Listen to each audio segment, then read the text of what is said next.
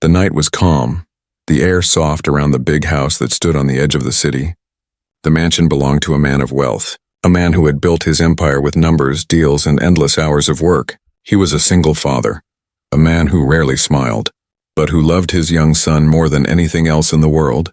His son, a boy of 9 years, was full of energy, full of questions, and full of dreams.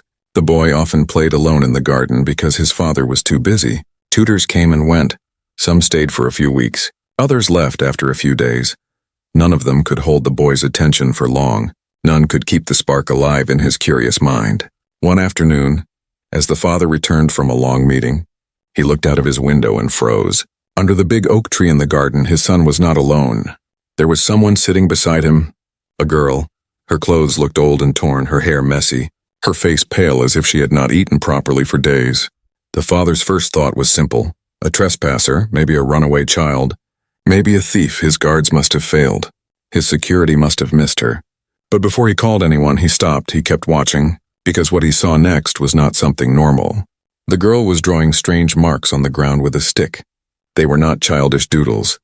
They were not letters from school. They looked like patterns, circles and stars, lines that connected in ways he had never seen.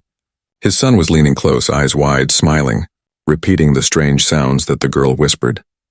The father narrowed his eyes, confused.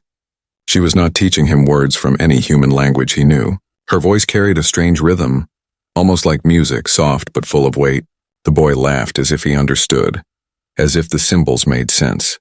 For the first time in weeks, maybe months, the father saw his son look alive. His son's face glowed with joy, curiosity, and excitement. The father felt a small sting in his chest, a sting of jealousy. How could a stranger, a ragged girl, bring more light to his son's face than he ever could? The father stepped outside, his polished shoes crunching on the gravel path.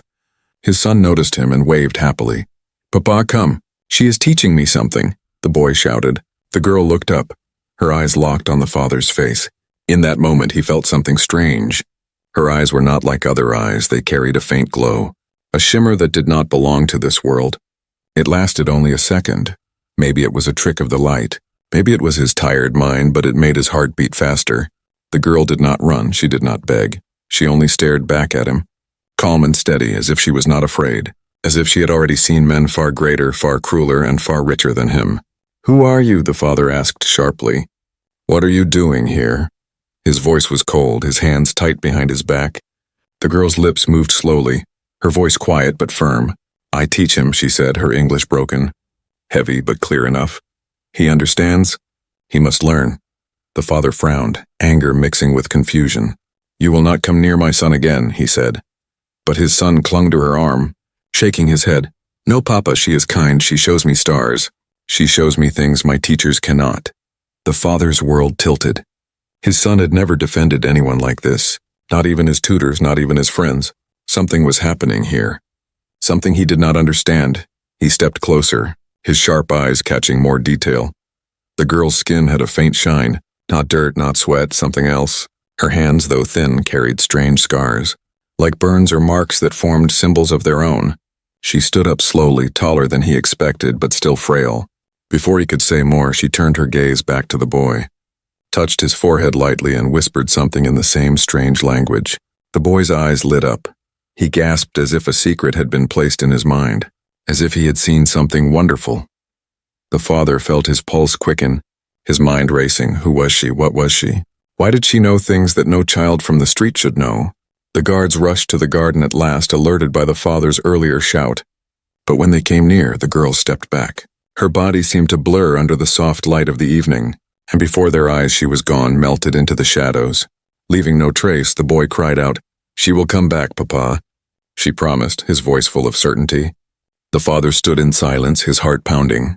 The world around him suddenly felt less safe, less ordinary. He looked at the strange symbols on the dirt, lines and stars that he could not erase from his mind.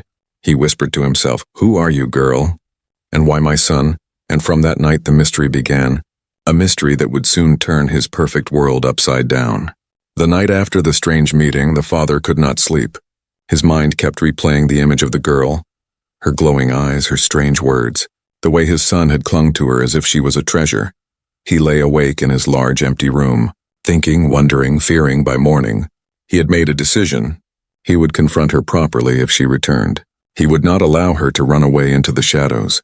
He was a man who dealt with powerful rivals every day. He was not going to be defeated by a homeless girl. The sun rose, his son ran out to the garden as usual. Carrying a small notebook in his hands, the boy sat under the oak tree waiting, smiling, as if he already knew she would come. The father watched from the balcony, his eyes sharp, his heart uneasy, and then she appeared. Not from the road, not from the gate, but from the edge of the woods, her steps light, her body moving with strange grace. Her torn clothes could not hide the calm confidence she carried. She sat down beside the boy as if she belonged there, as if the world had granted her a place no one could take away. The father could not wait any longer. He marched down the stairs, across the polished floor, and out into the garden. His shadow stretched long in the morning light. The boy looked up and smiled. "Papa, she came back," he said, excitement glowing in his voice. The girl did not smile, she only watched. Her head tilted slightly as if she was studying him, as if she could see straight through his fine clothes and proud stance. The father stopped a few feet away, his arms crossed, his voice firm. "You will tell me who you are," he said, "and why you are here." The boy glanced nervously between them, but the girl did not look away. Her voice calm though broken. "I teach him," she said, repeating the words she had spoken before. "He learns fast, faster than you think. He must learn."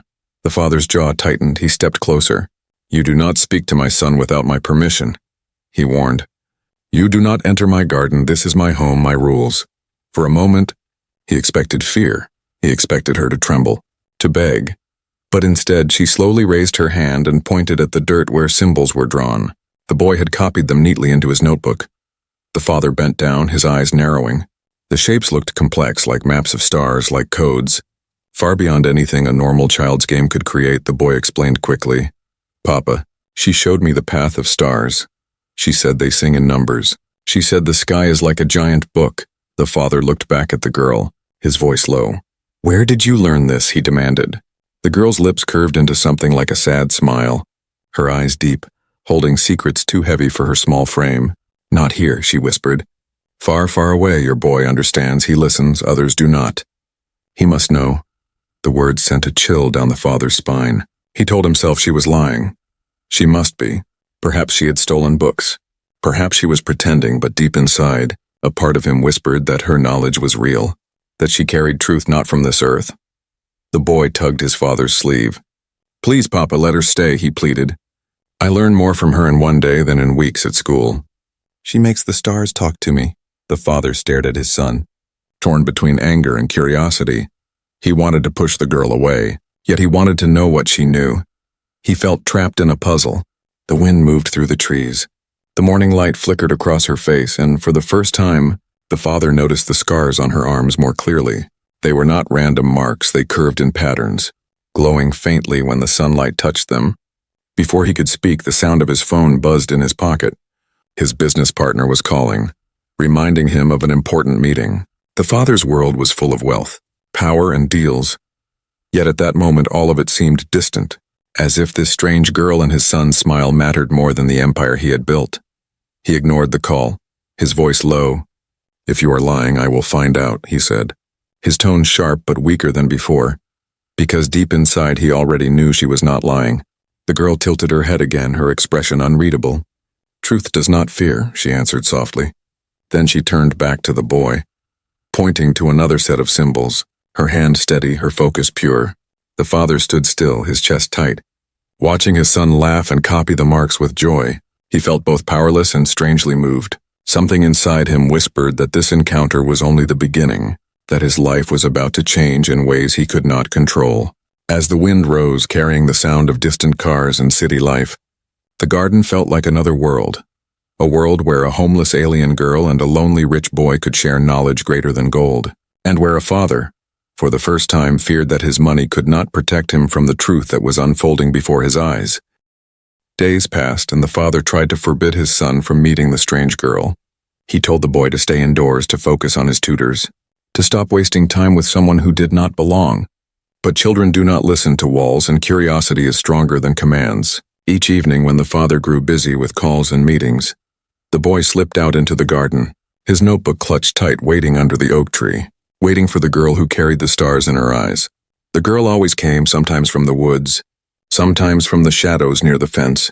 Her steps were quiet, but her presence filled the garden. She never carried food, never carried bags, nothing but the knowledge inside her mind, and the strange glow that lingered in her scars. She would kneel in the dirt, draw lines and shapes, speak words that rolled like rivers, and the boy would follow, his small fingers tracing the patterns, his lips repeating the sounds. Slowly, he began to understand. Slowly, the language of the stars became less foreign. The father noticed changes. At first they were small.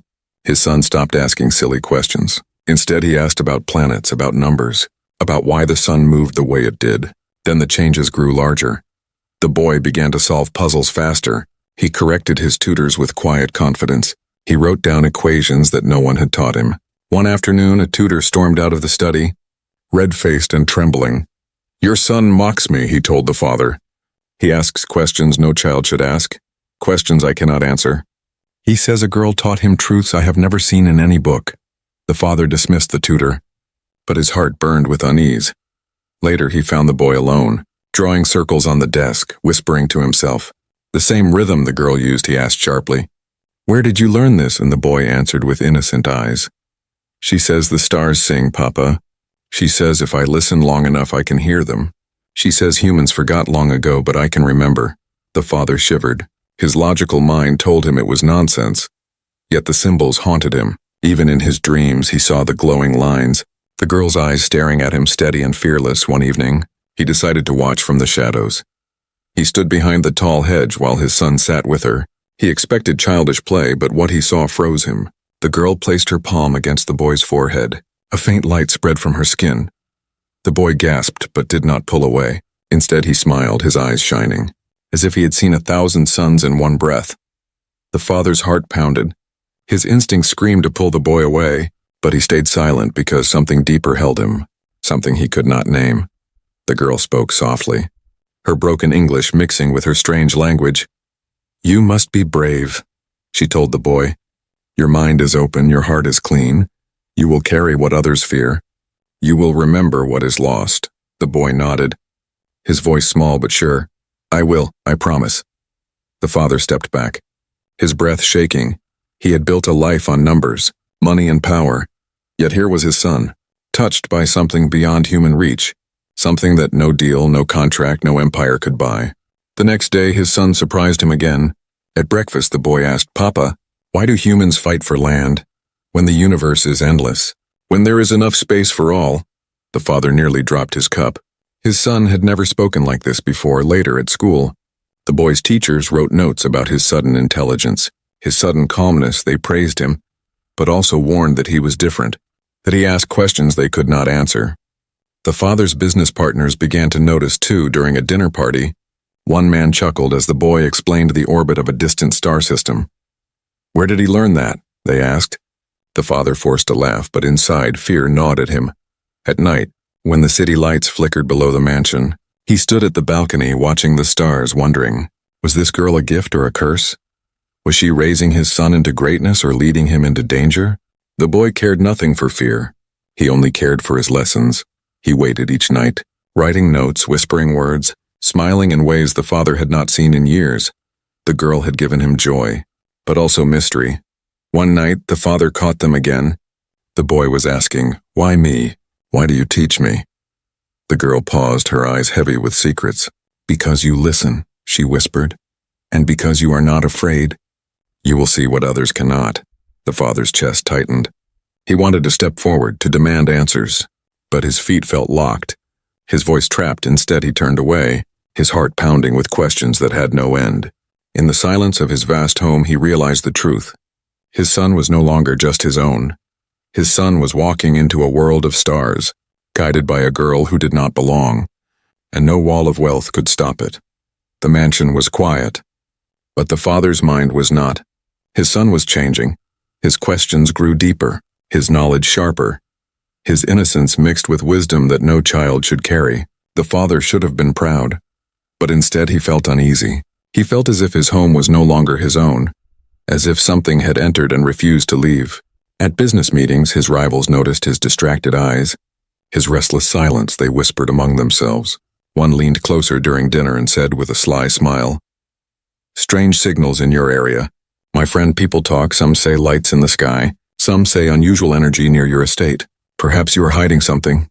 The father forced a cold laugh, but inside fear twisted. That night he stood in the garden staring at the oak tree, the same place where his son waited for the mysterious girl. His heart wanted to believe she was harmless, just a lost child with strange talents, but his mind screamed otherwise. No normal child could teach cosmic patterns. No human beggar could heal birds with glowing hands. Yes, he had seen it. He had followed her once, hidden behind the trees, and when a bird had fallen, its wing broken, she had knelt beside it, whispered strange words, her hand glowing faintly, and the bird had risen, alive, unhurt, flying into the night. The father had stumbled back, unable to breathe. The world he trusted was breaking piece by piece. He told himself to act, to end it, to call the authorities. But every time he saw his son's bright eyes, every time he heard the boy laugh with her, his resolve weakened. His son was happy, happier than he had been in years. How could he take that away? Yet how could he risk everything for a girl who was not even human? The dilemma weighed heavy. He began pacing his study late at night, staring at the walls covered with trophies of his success, yet none of them gave answers. His money, his empire, his control over men, none of it could solve the question before him. Protect his son by removing her, or protect her because of what she meant to his son. The boy only grew closer to her. Every lesson made him stronger, sharper but also different. Sometimes he spoke words the father did not know. Sometimes he wrote symbols that glowed faintly on the page before fading. Sometimes he looked at the stars with such longing that it frightened his father. During one stormy evening, the father confronted his son directly. "She is not like us," he said firmly. "She is dangerous. She is not safe." But the boy shook his head, eyes burning with quiet defiance. "She is kind, Papa. She shows me truth. Why do you fear her?" "Why do you fear the stars?" The father felt a sting, not from the boy's words, but from the way he looked at him with pity, as if the child had already grown beyond him, as if the man of wealth had become small in the eyes of his own son. Later that week, the father's security chief reported unusual readings near the mansion. Scanners picked up energy spikes. Lights had been seen in the forest, shadows moving where no human should walk. The father dismissed the man quickly, but the words gnawed at him. He began to watch the girl more closely. He saw how she moved, graceful but weary, how her eyes sometimes dimmed with sadness, how her body carried scars that glowed when touched by moonlight. And though fear lived inside him, so did something else. Curiosity, a pull toward the unknown. One evening he followed her farther than before, into the dark woods, his steps heavy on wet leaves. She walked ahead unaware until she stopped near a clearing. She looked up at the sky, her hands raised, and for a moment the air shimmered. A faint hum filled the night, his breath caught. It was as if she was calling to the stars. But then she lowered her hands, her shoulders slumped, and he realized she was waiting for something that never came. A signal, a reply, a rescue. She was not only a mystery, she was alone, stranded. Her lessons to his son were not just teaching, they were survival. They were memory. The father stepped back into the shadows, his heart torn. If he protected her, he risked discovery, the government, the agents, his rivals. They would tear apart his life if they found out. But if he gave her up, if he betrayed her, he would crush his son's heart. He would destroy the only joy that boy had found. Back in his study, he stared at his reflection in the glass window. Rain sliding down like tears, he whispered to himself. What am I protecting, my empire or my child? The silence answered nothing. The dilemma grew heavier each day. The girl kept teaching, the boy kept changing, the father kept watching, trapped between fear and wonder, between the safe world of money and the dangerous world of stars. And he knew, deep inside, that soon he would be forced to choose. And once chosen, there would be no turning back. The father could no longer escape the truth. The girl was not ordinary. Her eyes, her scars, her strange language, her glowing hands, every sign pointed to something beyond human. But he needed answers, real answers. He could not live in shadows forever. One evening after dinner, he told his son to stay inside. He stepped into the garden where the girl waited, her thin figure glowing faintly in the silver moonlight. She looked at him without fear, as if she had been expecting this moment. You will tell me, the father said firmly, his voice deep with command. Who are you, and what are you doing with my son?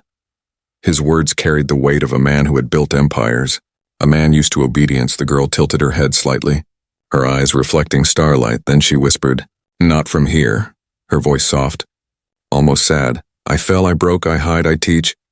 Because he listens, the father stepped closer, his breath uneven. "Not from here," he repeated slowly. "Do you mean another country?" "Another place, But she shook her head, her gaze lifting to the sky. "Far, far," she said, her hand rising, pointing beyond the stars. "My home not here, my ship broken, I wait." But no answer, no signal, no rescue, only silence. The father's heart hammered. The ground beneath his feet seemed to shift. The truth was heavier than he wanted, heavier than his mind could carry. She was not human. She was alien, stranded, alone, hiding among humans who would fear her, capture her, use her. He forced a harsh laugh, trying to cover his fear. "Impossible," he muttered. "This is madness. You are a child. A runaway with tricks. You are lying." But deep inside, his denial was weak. He had seen too much. The girl did not argue. She simply touched the dirt, drawing symbols again, faster this time, glowing faintly as her fingers moved.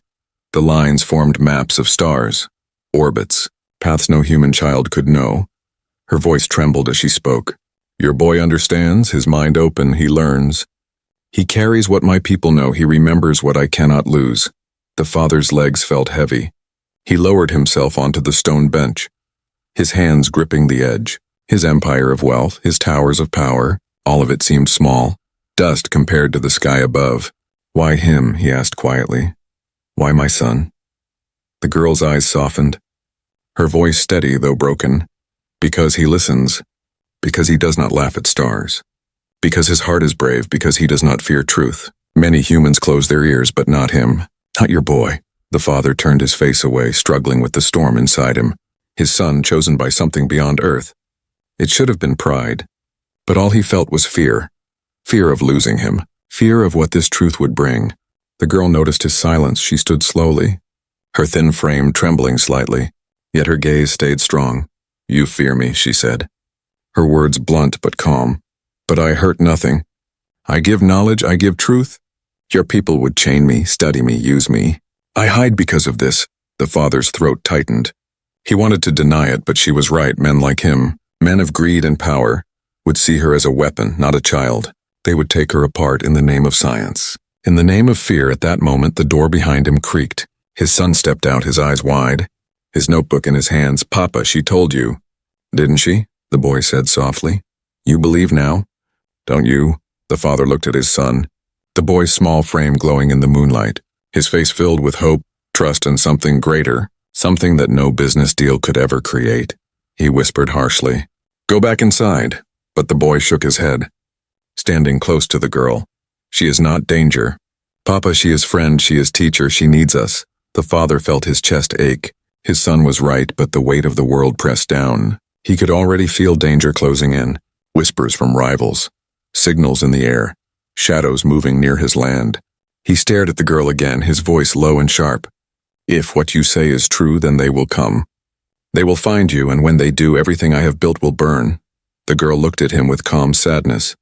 "Yes," she said simply, "they will come, they always come. But you must choose, hide me or give me. Protect your world or protect your son." The father stood frozen, his son holding the girl's hand, the stars shining cold above.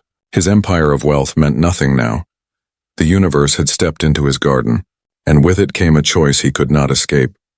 The days after the revelation were heavy. The father no longer looked at his home the same way. The tall gates, the shining halls, the cameras and guards, none of them felt safe. Not when he knew what the girl truly was. Not when he knew others might already be watching. Rumors began to spread, quiet at first, whispers at the edge of his meetings. His rivals spoke with sly smiles, asking strange questions. "Energy fields near your land, unusual readings." "What are you hiding?" they teased. But behind their smiles was suspicion. Behind their laughter was hunger. At night, the father watched the sky from his balcony. The stars seemed brighter, closer, as if they were watching him, waiting. His son slept peacefully, his notebook filled with strange symbols, lessons that no school could give, while the girl rested in the shadows of the garden, her face turned upward as if listening for a call that never came. But the father was not the only one watching.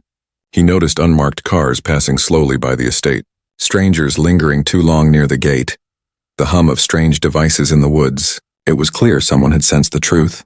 Someone else knew she was there. One evening, the father's worst fear came closer. Two men in dark suits appeared at his office. They spoke politely, but their eyes were sharp.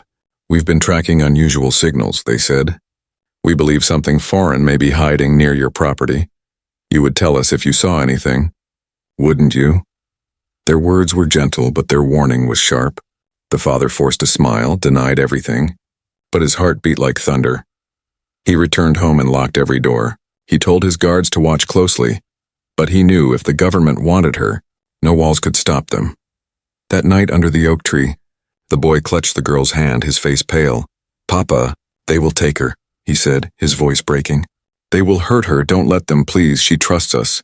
She needs us." The father stood in silence, torn in two. The empire he built whispered in his ear, reminding him of reputation, of safety, of wealth that could vanish if he was caught hiding an alien.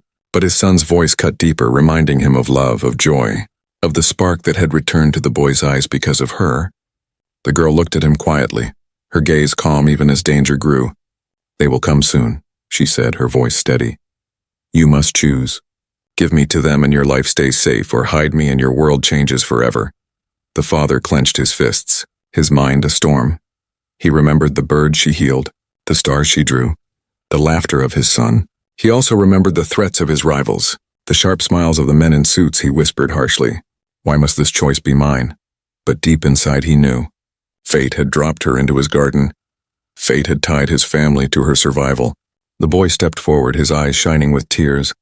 "Papa, money cannot keep me safe. Guards cannot make me happy. Only she makes me see the world. Only she makes me believe in something greater. If you give her away, you give away my heart." The father's chest ached, his breath heavy. In his empire he had made countless choices, choices that shaped fortunes and crushed rivals. But never had he faced one like this. A choice not of profit, not of gain, but of love and truth. From the forest came a faint hum, the same sound he had heard before. Lights flickered between the trees. The girl turned her head, her scars glowing faintly. "They are near," she whispered. "Your time is gone." The father felt the weight of the moment press down on him. If he chose wrong, he could lose his son, lose himself, lose everything. But for the first time in his life, he realized that wealth was fragile. Safety was an illusion, and love was the only shield worth carrying. Slowly he stepped forward, standing between the girl and the approaching shadows, his voice firm. "If they want you, they will have to go through me." His words shook, but his eyes were steady. The boy gasped in relief. Clutching his father's arm, the girl tilted her head, her lips curving into the faintest trace of a smile. "Then you have chosen," she whispered, her voice carrying both sorrow and hope. The hum grew louder, the lights brighter. The men were coming, but the father no longer stood in doubt. He had made his choice, and though fear wrapped around him, love burned brighter, stronger, unshakable. For the first time in years, he felt alive. Not as a wealthy man, not as a businessman, but as a father, as a protector, as a man willing to face the unknown. The night was thick with tension. The hum from the forest grew louder. The shadows of men moved closer, their flashlights cutting through the darkness like knives. The father stood firm in front of the oak tree, his son pressed close to his side. The alien girl calm, though danger closed in. The boy's small hand gripped his father's arm, trembling but steady. "Papa, don't let them take her," he whispered, his eyes wide with both fear and hope. The father's jaw tightened, his chest heavy with the choice he had already made. He would protect her no matter the cost. From the trees, dark-suited agents appeared, their voices sharp and cold. "Step aside," they commanded. "There is property here that does not belong to you. Hand it over and you and your family will be safe. Property." The word stabbed the father's heart. They spoke of her as if she was an object, a thing to be claimed, studied, broken apart. He spread his arms wide, his voice deep. "She is not property, she is not yours if you want her. You will go through me." The agents stepped closer, their boots crunching the wet ground, their devices humming with strange energy. But before they could move further, the girl lifted her hands, her scars glowing brightly. A soft wave of light rippled out. The ground trembled. The agents froze. Their lights flickered. The boy gasped, his eyes shining as the glow reflected on his face. The father held his breath, watching as the girl's power filled the night, not with violence, but with a calm force that bent the air itself. One agent shouted, "Contain her," but their devices sparked. Their radios died, their steps faltered. They could not reach her. The girl turned her gaze to the father, her voice soft but strong. I can leave.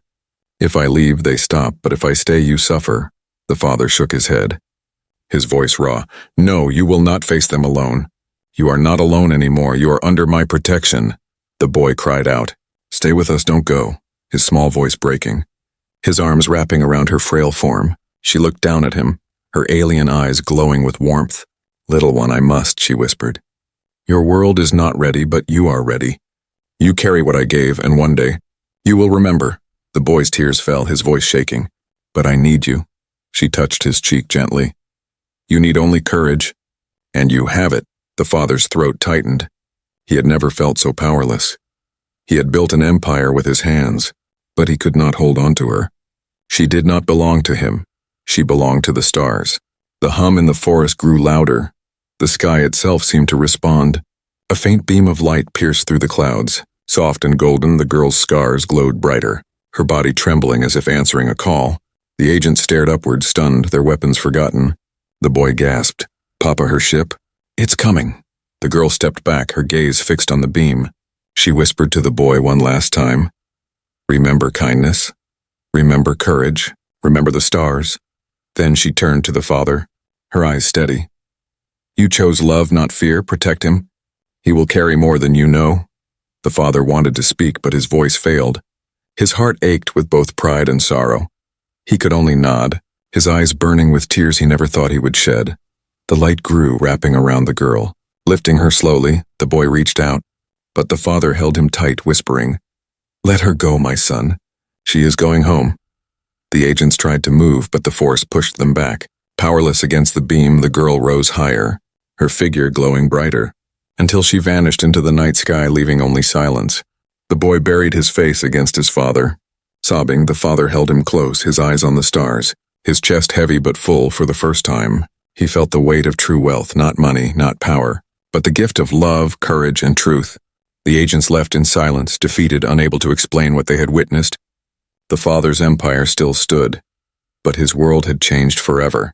In the weeks that followed, the boy grew calmer, wiser, his notebook filled with symbols and memories of her lessons. Sometimes he sat under the oak tree, staring at the sky, whispering the words she had taught him. Sometimes the father joined him, listening, learning, not as a businessman but as a father.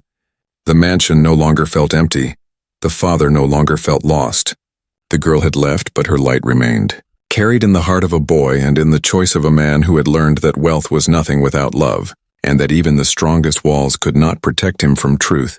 And on quiet nights when the stars shone brightest, the father thought he heard her voice carried in the wind, reminding him of the promise he had made, the choice he had taken, and the bond that could never be broken.